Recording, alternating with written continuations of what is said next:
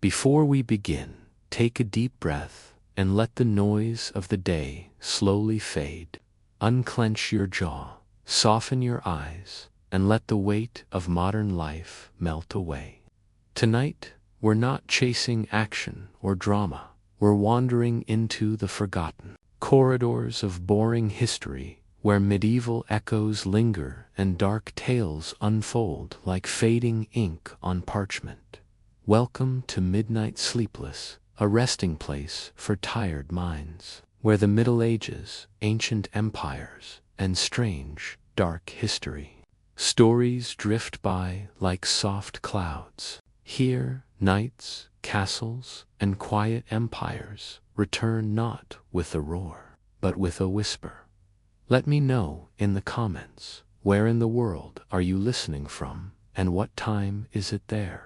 And if you enjoy these slow, sleepy journeys through medieval times, boring facts, and forgotten worlds, a gentle tap on the subscribe button helps keep this calm storytelling alive. Now, in a narrow lane of a medieval town, perhaps York or Ghent or Bologna, the air often smelled of tallow candles and boiled linen. The streets were not quiet. Horses clattered on cobblestones, and tradesmen barked at passersby. But inside the barber's shop, time moved differently, not slower, but denser, and above all, busier. The barber's pole, that curious red and white spiral you've likely passed by many times, wasn't always a symbol of a haircut. In its earliest form, it represented something far more intimate and bloodbound. The red for blood, the white for the bandages used to stop it, and the pole itself, well, that was sometimes held by the patient while a barber pulled out a tooth or lanced a boil. This was not a time of medical specialization. In fact, in much of Europe, between the 12th and 17th centuries, the distinction between barber and surgeon was blurry at best. The barber was, in many ways, the people's doctor, not because of formal training, but because he had tools, hands that didn't tremble, and a shop that didn't smell of incense and Latin. It smelled of sweat, vinegar, and, occasionally, blood. Barbers wore aprons like butchers and sharpened blades like warriors. But they also kept jars of herbs, clamps, small saws, and twisted forceps. If you had a toothache, you went to the barber. If you had an infected toenail, you limped to his door. And if your head felt too full of bad humors, he would offer bloodletting, usually by making a small incision near the arm, with a bowl set underneath to catch the dark, weary liquid. The barber's shop wasn't a place of fear, not entirely. It was familiar, a place where gossip met gauze, where daily pain met daily maintenance. In some towns, he was known better than the mayor. Let's imagine a typical visit. A customer enters with a sore molar. He's clutching his jaw. The barber, who has already cut 2 heads of hair that morning, nods and motions to the chair. There is no anesthesia. Perhaps a rag soaked in alcohol, a wooden bit to bite down on. The barber wipes his hands on a linen cloth. There's a crunch, a sound that lives only in bone, and the man exhales in pain and relief. The tooth is dropped in a small bowl. Perhaps it clinks against others. Barbers were not always gentle, but they were fast. And in a world without penicillin, cleanliness was more about haste than sterility. The less time a wound was open, the better the chance you'd keep your limb or your life. What's particularly fascinating is how these barber surgeons were eventually organized into guilds. In France and England, they began forming associations, not quite medical schools, but collectives of knowledge. Some barbers became respected members of their community. traveling with armies or monasteries, offering their services to soldiers and monks alike. In many ways, they became custodians of everyday pain, and so the man with the sore tooth would leave the shop lighter, emptier, and maybe a bit dizzy. He'd have a folded cloth pressed to his jaw and perhaps a small amount of honey to reduce the swelling. He would return in a week or two, not for a checkup, but maybe for a haircut or another remedy. The same hands that trimmed his hair also shaped his survival. But what made this blend of grooming and healing so accepted, even expected, in medieval society? In the Middle Ages, the line between medicine and religion was razor thin, quite literally, in the case of barbers. Monasteries often served as early hospitals, but many monks were forbidden by canon law from drawing blood. Surgery, especially the kind that required incisions, was considered too unclean for holy hands. So who stepped in when a brother needed a tooth pulled, a boil drained, or a limb amputated? The barber. By the 12th century, monks had begun training lay people, often the monasteries' barbers, to carry out these physically invasive tasks. A monk might diagnose the problem, but it was the barber who sharpened the blade and made the cut. Over time, these barbers became known as barber surgeons, and many were more skilled with their hands than the so-called university-trained physicians who focused on astrology, scripture, and classical theory. The Church's trust in barbers wasn't based on science. It was based on necessity. It also gave rise to something unusual: a generation of men with no formal education, no family wealth, and no Latin, but with the power to save lives, or at least stop the bleeding. In fact, some of the most critical battlefield surgeries in the medieval world were done by barbers. They traveled with armies, carrying rolls of linen bandages, sharpened blades, bone saws, and jars of pine resin or wine-crude disinfectants. But better than nothing, imagine a 14th century battlefield in France. Mud, arrows, smoke. A soldier lies groaning, blood pouring from his thigh where a spear grazed the femoral artery. There's no time for theory. The barber surgeon drops to his knees, tears open the cloth, stuffs the wound, and uses a hot iron to cauterize it. The screaming stops when the man passes out. And sometimes, just sometimes, he lives. Back in the cities, the barber's shop continued to evolve. In London, the barbers formed their own guild by the 1300s, which eventually merged with the Surgeons' Guild in 1540 under King Henry VIII. This created the Company of Barber Surgeons, and its coat of arms still exists today: crossed razors, blood cups, and all. But not everyone welcomed this merger. The learned surgeons, who had studied Galen and Hippocrates, bristled at being lumped with barbers. After all, they wore scholars' robes, the barbers. They wore aprons stained with lye and blood. But the truth was, many barbers were more trusted by the people. They spoke the local tongue, lived among their neighbors, and charged less. And they had something university men often lacked: actual practice. And so, while physicians pontificated about humors and heavenly alignments, the barbers quietly stitched wounds, drained abscesses, and extracted the rotting teeth that could, if left untreated, cause deadly infections. Some barbers kept logs of their procedures, crude notebooks detailing who had what removed, what herbs were used, and who had died anyway. Others passed knowledge orally, teaching apprentices the right angle to hold a tooth puller, or which poultice reduced swelling fastest. did they always succeed? No. But considering the state of medieval medicine, failure was common across the board. At least with barbers, the procedure was affordable and often immediate. This leads us to a question we rarely ask. Why didn't medicine as a profession develop faster? Why did it take centuries before barbers were pushed out of the surgical world? Was it pride? Was it the slow pace of knowledge? Or was the practical barber simply ... good enough?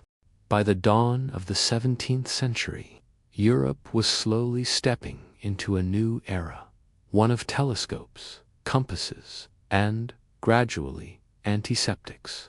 But for the barber surgeon, the world was changing in awkward ways. The guilds that once protected them began to split. Surgeons, emboldened by growing knowledge and royal favor, sought independence. In England, the separation became formal in 1745, when the surgeons broke away to form the Company of Surgeons, eventually evolving into the Royal College of Surgeons and the Barbers. They were politely asked to stick to shaving beards and trimming hair. It wasn't sudden.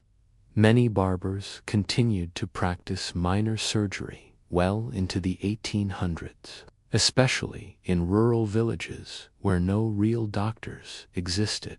But the writing was on the wall, or, more accurately, in medical journals now filled with Latin diagnoses, microscope sketches, and dosages measured in grains and drams. Still, the barber's legacy was not easily erased. Even as their surgical tools were taken away, their shops remained central to the community. The red and white pole, originally a sign of bloodletting, was now just a symbol, a relic of their dual past. Most customers had no idea what it meant anymore. Few remembered the days when barbers pulled teeth or stitched wounds under firelight, but their image persisted in 19th century America. Barbershops became places of political conversation, debate, and quiet rebellion. In African American communities, they evolved into cultural hubs, a tradition that still lives on. And in many parts of rural Europe and Asia, barbers retained roles as informal healers. Long after formal medicine had arrived, the modern salon may seem worlds away from the blood-soaked benches of medieval France or England. But the line from one to the other is direct. The tools changed, the purpose narrowed, but the heart of the barber, practical, present, and affordable, endured. It's strange to think a man once trusted with your arteries now fades your haircut with precision clippers. Yet, perhaps the barber's journey mirrors something broader, a tale of how everyday professions evolve, how people adapt to changing knowledge, and how the sharp edge of a tool can be shaped for harm or for help. The next time you walk past a barber pole, remember, it wasn't always a sign of style. It once stood for survival, and it leaves one to wonder, ... What other professions of today carry the ghosts of forgotten responsibilities? In the flickering gloom of a medieval apothecary, the kind with dried herbs hanging from the rafters and beeswax candles dripping slowly in the corners, the most prized creature wasn't a herb or powder. It was alive, slimy, hungry. It was the leech. For hundreds of years, from the courts of France to the back alleys of Baghdad, leeches were not just accepted in medicine, they were essential. The logic came from the ancient belief in the four humors: blood, phlegm, black bile, and yellow bile. Health, it was said, was a balance of these. Illness was imbalance, and what was usually to blame? Too much blood. And so you bled In the early Middle Ages, barbers and monks made small incisions and collected blood in cups. But by the 12th century, a more natural method was gaining ground, and that method slithered through muddy ponds and marshes. The leech, especially Hirudo medicinales, became the go-to tool for doctors across Europe and the Islamic world. Physicians ordered them in bulk. Apothecaries kept them in jars. Some noble households had their own leech containers, like medicine cabinets. If a noblewoman had a fever, a leech was placed behind her ear. If a knight complained of swelling in his legs, leeches were fastened to his thighs. If a monk had a migraine, leeches were applied to his temples or forehead. The creature would latch on with its tiny jaw, inject a mild anesthetic through its saliva, something science only confirmed centuries later, and begin to draw blood slowly. People waited calmly, sometimes even chatting during the procedure. The leech would swell, darken, and finally drop off on its own. It was then either tossed, stored for reuse, or in some cases dissected to inspect the blood for signs of illness. Incredibly, this wasn't considered desperate. It was routine. The demand for leeches became so high that entire professions emerged around catching them. Leech collectors waded barefoot through marshes, allowing the creatures to attach to their legs. It was dangerous work, prolonged. Bleeding was common, and infections were frequent, but it paid well. Hospitals, monasteries, and universities all needed a steady supply. What's perhaps even more fascinating is that people didn't just use leeches to cure sickness. They used them preventatively. It was thought wise to have your humors balanced every few months, and so medieval elites would sit for seasonal leechings, the way modern people might book a dental cleaning. But if this was so normal, so embedded in daily life, how did we forget it? Why did the leech, once praised in medical texts, vanish from respectable medicine for so long? As leeching became a cornerstone of medieval medicine, demand didn't just grow in clinics, it rippled outward into swamps, villages, and local economies. From the 12th to 18th centuries, a vast network of leech catchers, traders, and breeders emerged to keep Europe supplied with these squirming medicinal creatures. Most leeches were wild-caught, particularly in the wetlands of Britain, France, and Eastern Europe. In England, marshes in Suffolk and the fens were teeming with leech collectors, men and women alike, who would wade bare-legged into the water, sometimes for hours. The leeches would cling instinctively to exposed skin, feeding until swollen. The collector would then gently pull them off and place them into clay pots or cloth pouches lined with moss. Collectors often bore the marks of their trade, small round scars on their legs, signs of regular bloodletting. It wasn't uncommon for these workers to faint or suffer from infections, especially if they were poor and could not treat the bites. But their work was valuable, and buyers ranged from local barbers to distant apothecaries in large cities like Paris or Krakow. By the s, leech demand had risen so high that merchants began transporting them in bulk across borders. In some towns, leeches were kept in ornate glass containers, gently aerated with twigs and moss. Wealthy clients might even have personalized leech jars, not unlike decorative perfume bottles, indicating how normalized this practice had become. Among the elite, hospitals often bought leeches in the hundreds. In 1833, for example, long after the medieval period, but still rooted in its traditions. The Hôtel Dieu Hospital in Paris used over 5 million leeches in a single year. Some leeches were reused, others discarded, and a few were even dissected. For diagnostic purposes, their blood-filled bellies examined for color or consistency as a kind of primitive pathology in southern Europe, particularly in the Ottoman Empire and Arab regions influenced by Greek medicine. Leech therapy was integrated with other treatments like cupping, herbal infusions, and even prayers. Doctors carried handwritten manuals that showed exactly where to place the leech based on symptoms. Behind the ears for headaches, near the spleen for melancholy, around the legs for swelling. Leeching was not just accepted by doctors, it was endorsed by scholars. Medical universities taught its techniques alongside more respected treatments like purging or cauterization.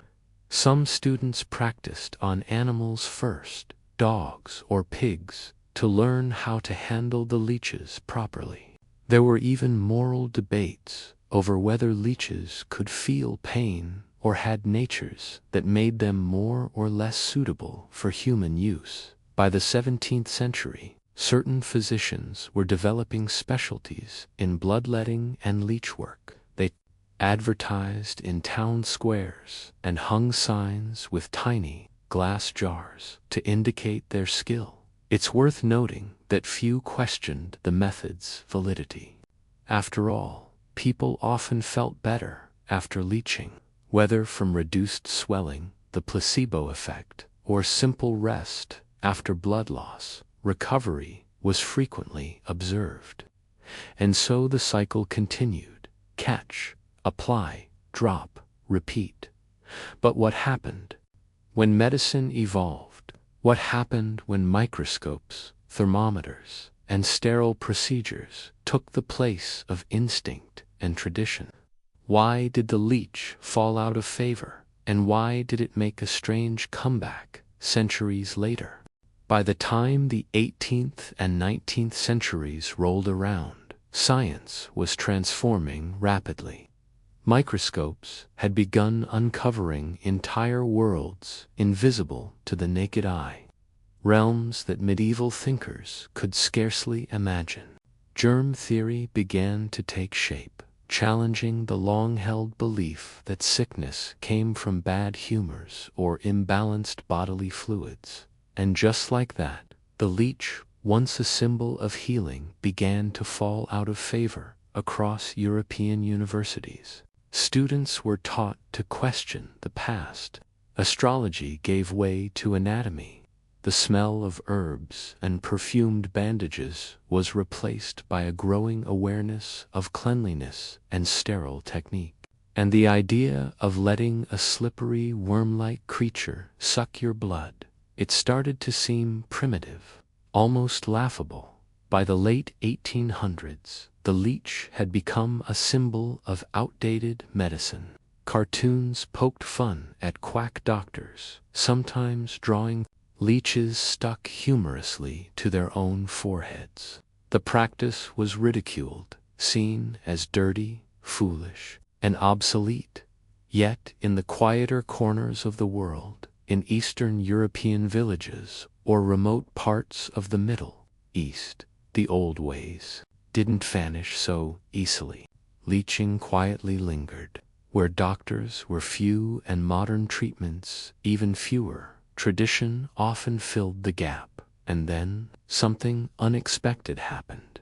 In the late 20th century, long after the leech had disappeared from mainstream hospitals, it made a comeback. But this time, its role had changed. No longer summoned to balance imaginary fluids, the leech now had a modern purpose, aiding in microsurgery.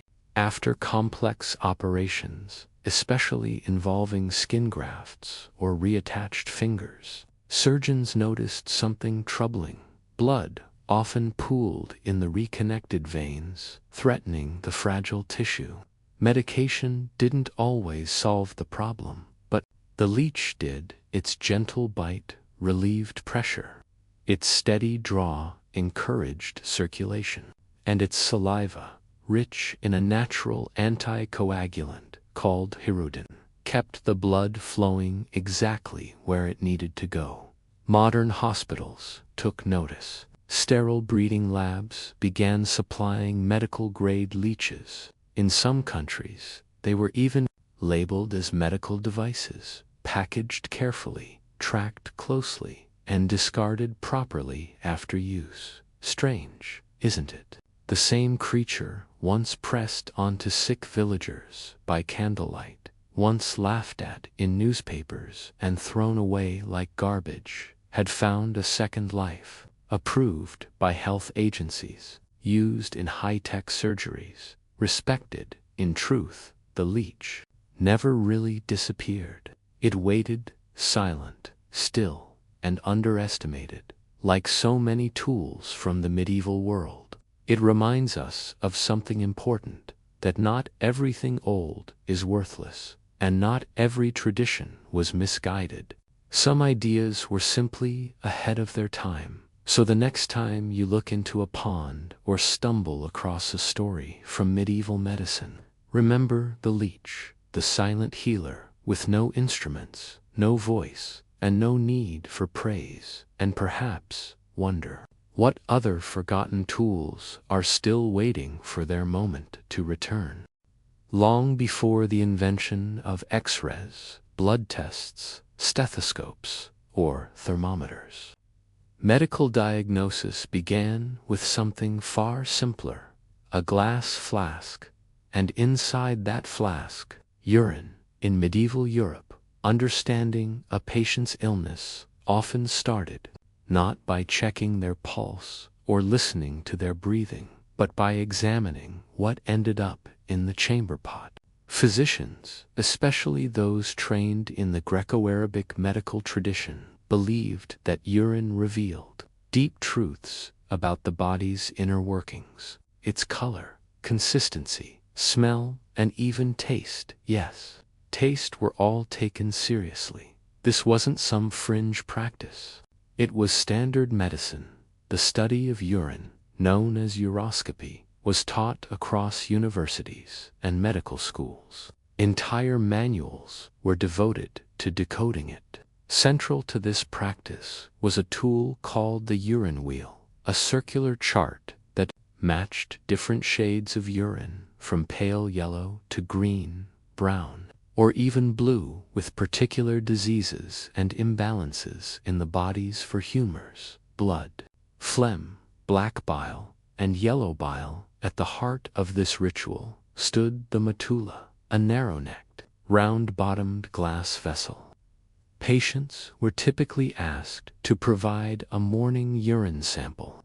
The physician would then hold the metulla up to the light, ideally near a window or beside a flickering candle, and begin their analysis. A clear, pale yellow suggested good health, or possibly that the body was too cold. Dark amber, a fever, or too much bile, cloudy with sediment, could point to internal bleeding or hot blood. A nearly black shade, ominous, often taken as a sign that death was near.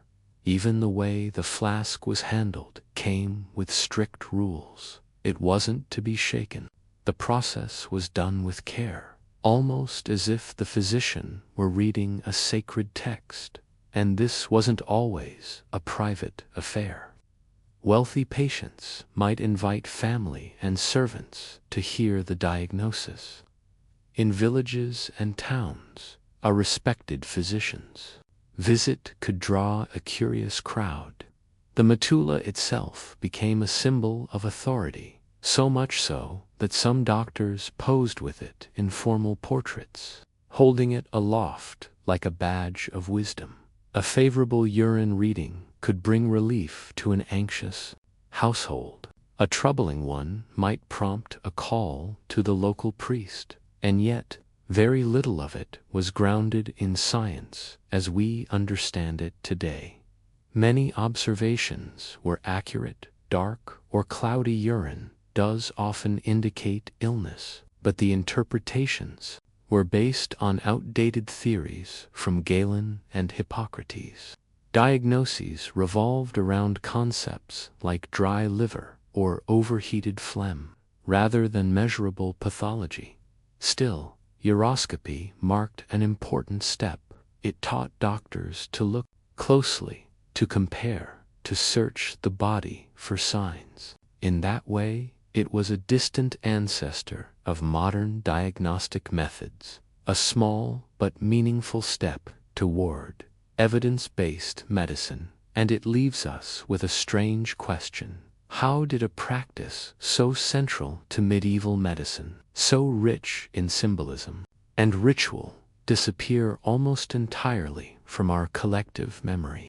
Long before the invention of X-rays, blood tests, stethoscopes, or thermometers, medical diagnosis began with something far simpler: a glass flask, and inside that flask, urine. In medieval Europe, understanding a patient's illness often started not by checking their pulse or listening to their breathing, but by examining what ended up in the chamber pot. Physicians, especially those trained in the Greco-Arabic medical tradition, believed that urine revealed deep truths about the body's inner workings, its color, consistency, smell, and even taste. Yes, taste were all taken seriously. This wasn't some fringe practice. It was standard medicine. The study of urine, known as uroscopy, was taught across universities and medical schools. Entire manuals were devoted to decoding it. Central to this practice was a tool called the urine wheel, a circular chart that matched different shades of urine from pale yellow to green-brown, or even blue, with particular diseases and imbalances in the bodies for humors, blood, phlegm, black bile, and yellow bile. At the heart of this ritual stood the metulla, a narrow-necked, round-bottomed glass vessel. Patients were typically asked to provide a morning urine sample. The physician would then hold the metulla up to the light, ideally near a window or beside a flickering candle, and begin their analysis. A clear, pale yellow suggested good health, or possibly that the body was too cold. Dark amber, a fever, or too much bile. Cloudy with sediment, possibly an infection or kidney issue. A reddish tint could point to internal bleeding or hot blood. A nearly black shade, ominous, as a sign that death was near. Even the way the flask was handled came with strict rules. It wasn't to be shaken. It had to be kept warm and undisturbed. The process was done with care, almost as if the physician were reading a sacred text. And this wasn't always a private affair. Wealthy patients might invite family and servants to hear the diagnosis. In villages and towns, a respected physician's visit could draw a curious crowd. The metulla itself became a symbol of authority, so much so that some doctors posed with it in formal portraits, holding it aloft like a badge of wisdom. A favorable urine reading could bring relief to an anxious household. A troubling one might prompt a call to the local priest, and yet very little of it was grounded in science as we understand it today. Many observations were accurate. Dark or cloudy urine does often indicate illness, but the interpretations were based on outdated theories from Galen and Hippocrates. Diagnoses revolved around concepts like dry liver or overheated phlegm, rather than measurable pathology. Still, uroscopy marked an important step. It taught doctors to look closely, to compare, to search the body for signs. In that way, it was a distant ancestor of modern diagnostic methods, a small but meaningful step toward evidence-based medicine. And it leaves us with a strange question: how did a practice so central to medieval medicine, so rich in symbolism and ritual, disappear almost entirely from our collective memory?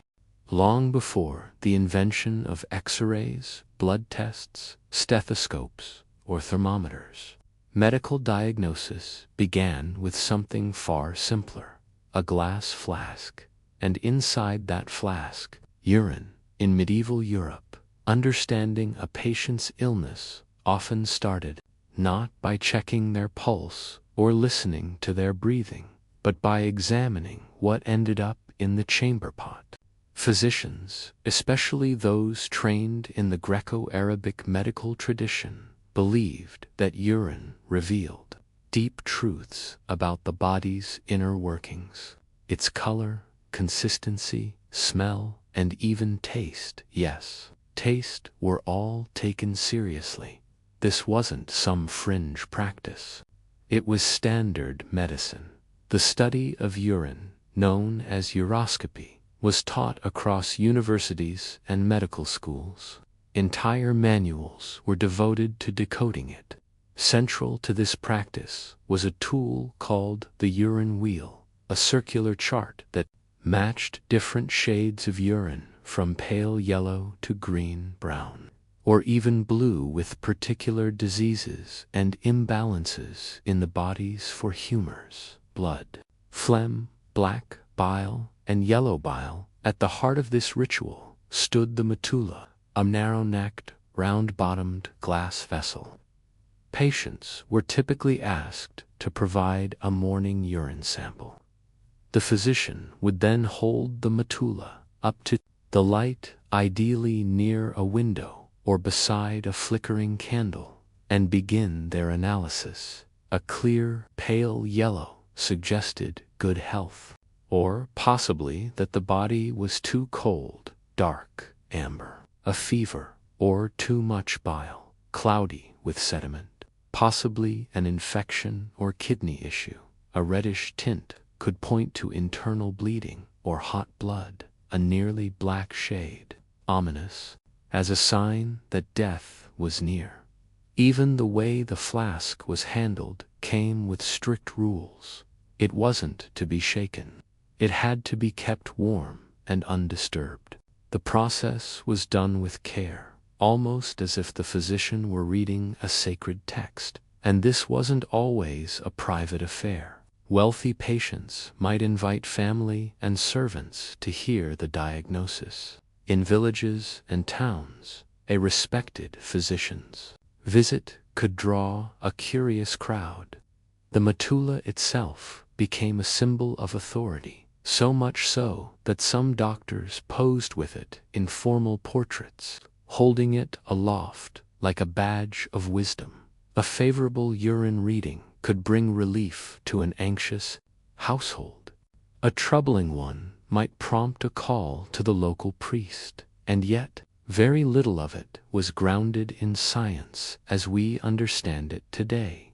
Many observations were accurate. Dark or cloudy urine does often indicate illness, but the interpretations were based on outdated theories from Galen and Hippocrates. Diagnoses revolved around concepts like dry liver or overheated phlegm, rather than measurable pathology.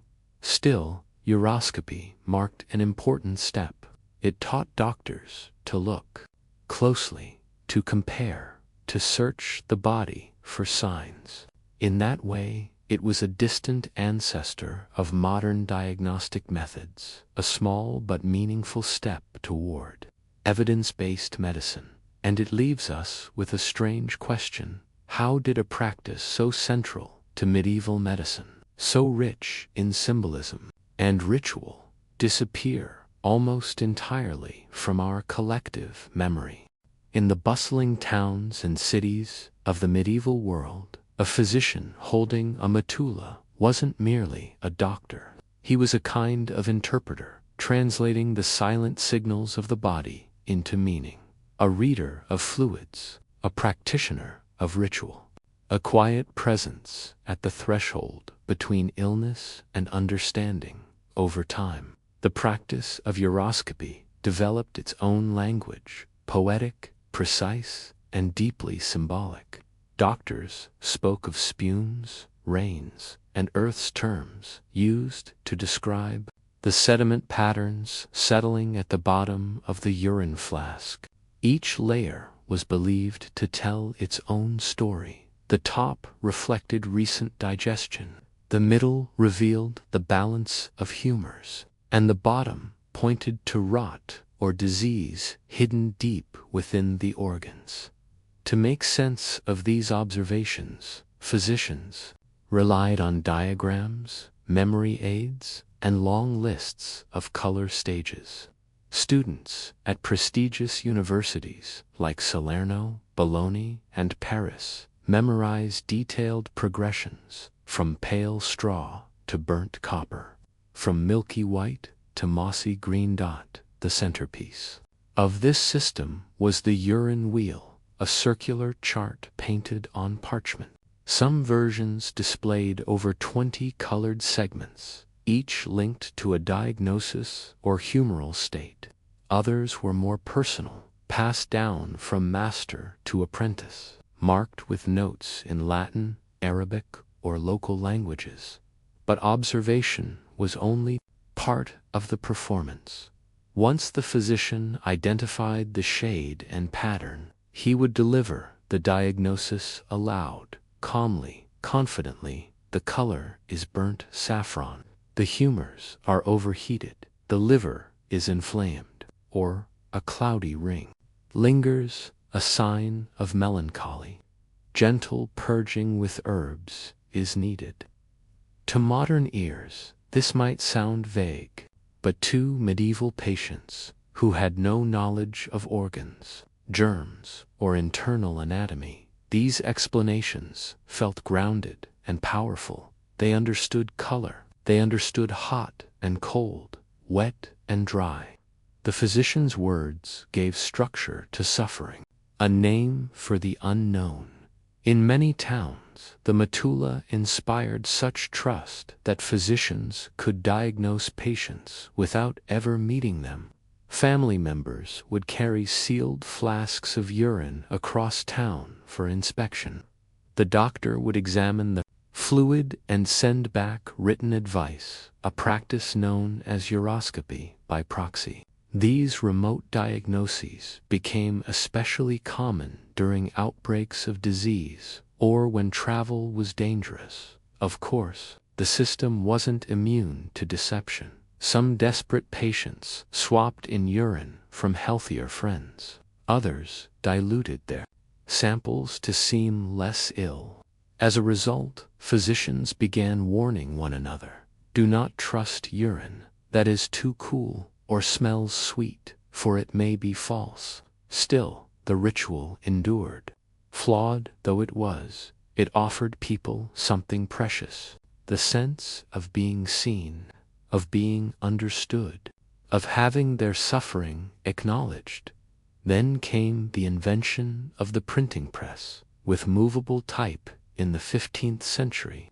Medical texts on uroscopy spread quickly. Manuals, like De Urinis, originally written centuries earlier, were reprinted, translated, and widely distributed. Pages filled with colorful illustrations of flasks, wheels, and early anatomical theories flooded the hands of students and physicians alike. Medicine remained a blend of mystery and method, but now its rituals could be taught faster, copied further, and practiced more uniformly. So what happened? How did an entire practice, once so central, so sacred, simply vanish? How did the metulla, once a symbol of trust and healing, become nothing more than a glass relic behind museum glass? Imagine a quiet village nestled deep in the medieval Alps. Spring has painted the hills green, and the stone and timber homes sit low against the mountain wind. Inside one of them, a man lies motionless on a straw-filled pallet. His head is wrapped in linen. Maybe he's survived a battle. Maybe he tumbled from a cart. Now he suffers with headaches, tremors, and confusion. The local healer has made a decision. Trepanation, the deliberate act of cutting a hole into his skull. To modern ears, it sounds unthinkable. But in the Middle Ages, it was a recognized treatment, not just for physical trauma, but for seizures, mental disturbances, and even what was believed to be possession by spirits. The reasoning was straightforward. Something inside the skull was trapped, imbalanced or impure, whether pressure, bad humors, or malevolent forces, and it needed a way out. Surprisingly, trepanation was not unique to medieval Europe. Archaeological evidence reveals its practice across time and continents, in ancient Peru, Russia, Africa, and Central Asia, with some skulls dating back more than 7,000 years. But in medieval Europe, it remained a part of accepted healing, practiced in monasteries, battlefield camps, and even small-town surgeries. The tools were rudimentary: a knife, a sharp gouge, and later, a hand-cranked drill known as a trepan. The patient was laid down or propped up. Pain relief, if offered, came in the form of wine, mandrake root, or whispered prayers. Often, the patient stayed awake. Then began the slow process, scraping or boring through bone, with steady hands and careful pressure. The goal wasn't to reach the brain itself. The aim was to create a release for fluid, for pressure, for bad air or harmful humors. In cases of trauma, it might relieve swelling. In spiritual cases, it offered an exit for the torment within, an escape route for whatever troubled the mind. Remarkably, many trepanned skulls found in medieval graves show signs of healing, smooth bone growth around the hole, suggesting the patients survived, sometimes for years. Some skulls bear multiple holes, hinting at repeat procedures. Painful, yes. Dangerous, certainly, but not always fatal in monasteries. Monks with basic medical knowledge might attempt the procedure as a final effort to save a life. In cities, barber surgeons, half healer, half craftsman, would be summoned. On the battlefield, where swords split helmets and maces shattered skulls, trepanation was sometimes the only hope of relief. Yet not all patients had visible wounds. Some underwent trepanation for unseen suffering, voices they couldn't silence, sudden fits, or unshakable sadness. In an age that blurred the line between medicine and mysticism, these symptoms were often understood as spiritual crises. Opening the skull was seen as opening a door, both physical and symbolic, to let the suffering escape. To us, the idea might seem horrifying, but to the medieval mind, it was another method, perhaps the only method, of restoring order where chaos had taken hold. A desperate act, maybe, but one rooted in intention and in care. So who were these medieval healers who dared to open the human skull with no modern tools, no anesthesia, and no MRI? Were they reckless, misguided, or were they simply doing what they could with the knowledge they had to bring a bit of peace back into a broken life? The medieval healer had no anesthesia, no sterile gloves, no antiseptics or miracle drugs. What they did have was time, tradition, and faith, often more faith in divine intervention than in the science of the human body. Trepanation, the act of drilling into the skull, may sound brutal today, but in its time. It was a skill passed down with care and caution. Inside abbey infirmaries and early city hospitals, the tools of this ancient craft were forged by local blacksmiths, not laboratories.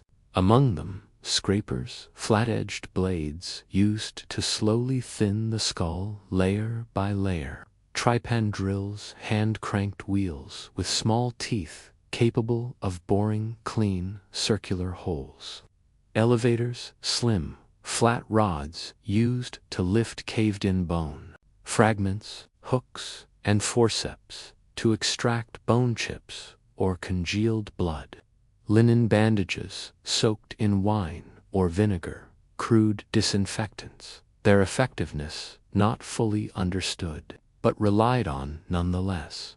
These instruments were carefully wrapped in cloth, often laid out on wooden trays or stored in small chests. In more advanced settings, such as university hospitals or military camps, some metal tools were etched with crosses or saintly symbols, gentle reminders that the healer's work was as much a spiritual duty as a physical one. Before beginning, many healers prayed, some murmured Latin scripture, others anointed the patient's head with holy oil. This wasn't just surgery, it was a ritual of restoration, a sacred attempt to bring the body back into balance. If trepanation followed a battlefield injury, the patient may have already been half conscious from blood loss. The healer had to move swiftly but with care. In cases of seizures, hallucinations, or what we'd now call neurological disorders, the goal wasn't just physical relief, it was spiritual, to calm the storm within, to release the restless spirit. Occasionally, a small section of skull was removed and preserved, believed to carry divine or healing power. In rare cases, it was treated almost like a relic. While most trepanation records focus on male patients, soldiers, peasants, monks, women were not excluded. One 14th-century French account tells of a woman plagued by visions and fits. A monk surgeon performed the procedure, after which she claimed to feel clarity of thought. Whether it was the surgery or suggestion, we'll never truly know. What's striking is how organized and informed some of these procedures were. Islamic medical scholars, like al-Zahrawi and Avicenna, heavily influenced European practices. Their texts cautioned against drilling too deep, emphasized rest before and after surgery, and stressed cleanliness as much as was possible in a pre-microbial world. Still, the risks were immense. Infection, blood loss, shock. Many did not survive, and yet many did.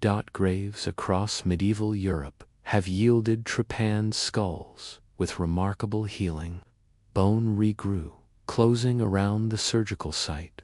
Some skulls even featured decorative etchings around the hole, as if the survivor wore the wound like a badge of resilience. But eventually, the practice faded. Why?